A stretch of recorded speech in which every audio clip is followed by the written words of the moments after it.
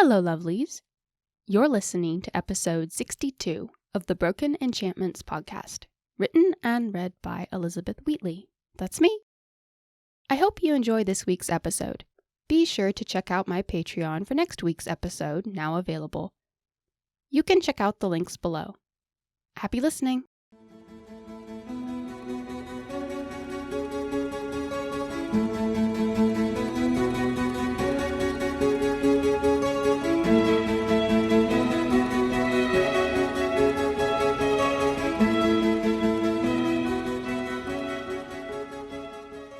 Janir found her way through the palace easily enough.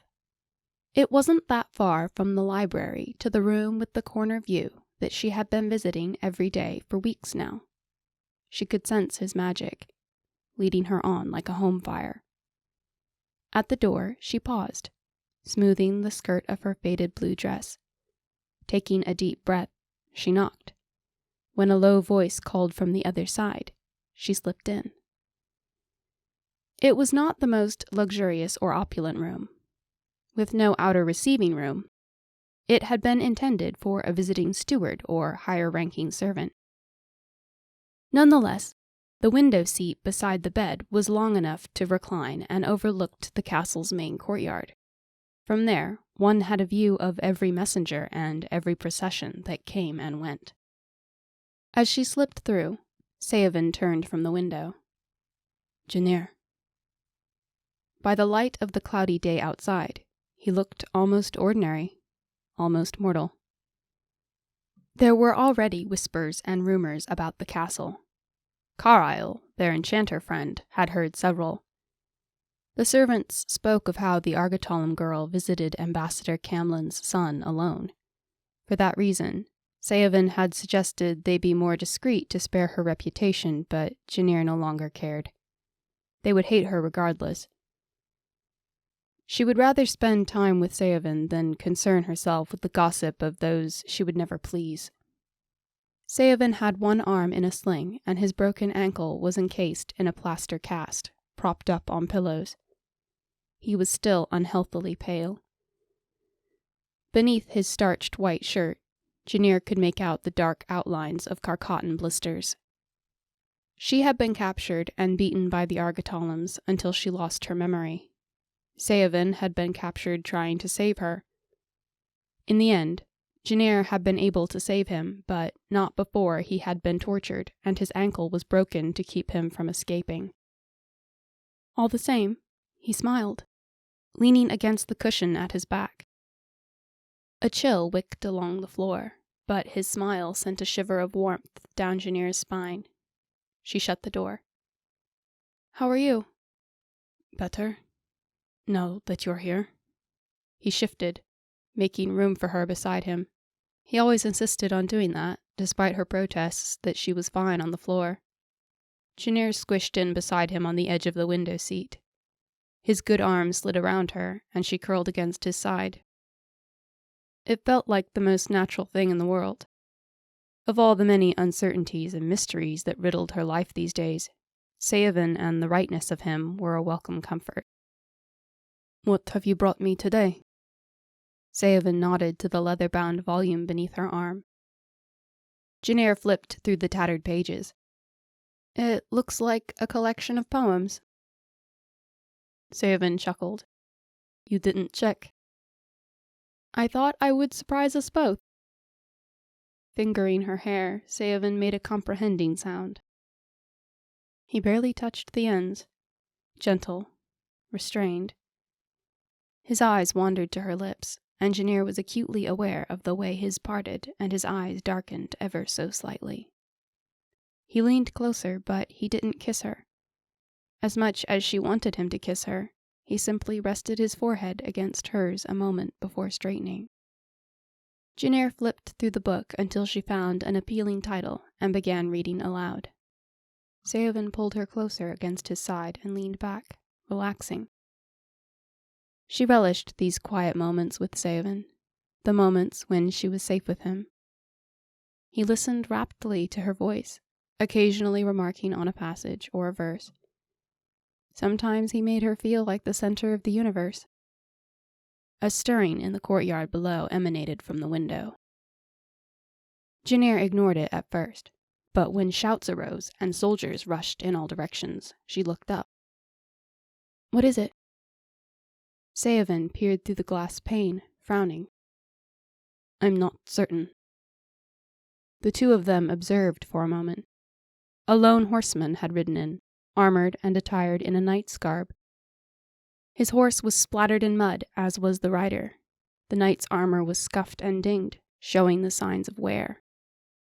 His horse was led away as he stumbled to a man in the Kessam household uniform. "That's the captain of the guard," Saoven deduced. The furrow in his brow deepened. "It must have been urgent indeed, if he came so quickly." His eyes narrowed. "That knight is wearing the colors of Caerson." It took Janir a moment to remember, but when she did, her chest tightened. Caerson? I thought they were still days out. "This man must have ridden ahead." Saoven straightened. Janir shifted from the window seat, giving him room to slide off. These past weeks, he had healed enough to walk, but was under orders from the physicians and his father to avoid strenuous activity. Janir offered him the one crutch he used, but he waved it off. "I'm fine." He rose stiffly, putting weight on his mending ankle. "Easy." Janir grabbed his good arm as he swayed. "Careful." "You worry too much, my love." His fingers traced her jawline, thumb stroking gingerly down her chin. "Perhaps you can continue reading to me on the morrow." Janir plucked at the spine of the volume still in her hands. "You like it?" "Of course. The Brevian romantics were always a favorite of mine. But if nothing else, I can hear your voice." Saoven's words slid over her like warm honey. Was it wrong they could enjoy one another's company so much when the alarm had been raised outside? She set the book down beside the window seat before trotting to get the door for him. "I can get that myself." When she held the door anyway, Saoven touched her shoulder as he passed. In the hallway, all was quiet. Within the castle, news of the messenger and the disturbance had not yet reached this far. Glancing both ways, Saoven picked a direction and Janir followed at his side. "Do you think the caravan is all right?" Janir asked. Saoven's mouth pressed into a line. "I doubt it. That rider was in too much of a hurry." Janir had suspected as much, but had been afraid to name her fears. "What do you think happened?" "I cannot say," Saoven confessed, "though I am sure you know my suspicions." Janir did, and all too well. Not far from here, just more than a day's march, the city of Valmakin rose above them in the clouds. They had barely reached the end of the hallway when Janir caught Carlisle's familiar flicker of magic barreling in their direction. "Left," she said, pointing down the corridor. "I think Carlisle is coming to tell us what's happening." Saoven was used to her preternatural sensing of magic by now, and leaned against the wall, waiting. Sure enough, the enchanter came careening around the bend in a maelstrom of flapping robe and gangly limbs. "Janir! Saoven!"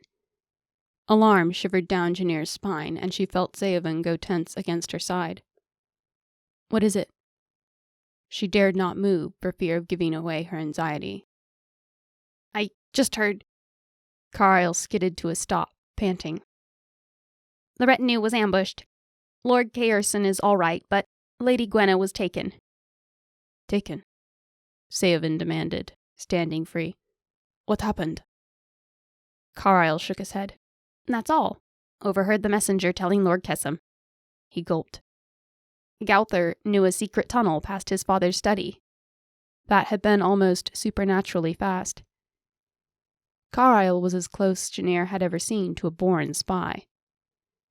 Gowther was firstborn son and heir of Lord Kessam, an odd man who preferred his observation tower and star charts to people. Carlisle had still befriended him in days. Lord Caerson had been escorting Gwenna, the daughter of Lord Relathamon, and the betrothed of Gowther to Laris for her wedding. They couldn't be more than a day away. The enchanter recovered his breath. She was taken by a contingent of Highlanders. The enchanters with them should have been more than capable of handling that. Saoven balked in disbelief. Yes, but the enchanters were overwhelmed. A woman in red was with them, and she overran the men. Probably Zamarza. A cold chill settled over Janir's entire body. Zamarza? If Zamarza was attacking Brevians, she was likely still in league with the Argotolums. Yes. Are you all right? Fine. Janir cleared her throat, clinging to her last bits of self-composure. Just fine. Lord Kayerson will be here shortly, Carlisle added. I know he's eager to see you. Janir? Yes? Janir had gripped Saoven's arm unusually tight, but released it sharply. Forgive me. Lady Gwenna had powers, you said? A clairvoyant? She looked away. They most likely want her for ransom, Saoven hesitantly added. I don't believe they'll hurt her, Janir. She's far more valuable alive. Janir could only pray he was right. Argotolums were masters of torture, but when it came to those with magic, few fates could be worse. You have been listening to Broken Enchantments, written and read by Elizabeth Wheatley. Don't forget to check out my Patreon for early access to episodes, bonus content, and lots of patrons-only freebies. You can learn more at elizabethwheatley.com. And don't forget to subscribe on your favorite podcast platform or YouTube. I'll see you next time.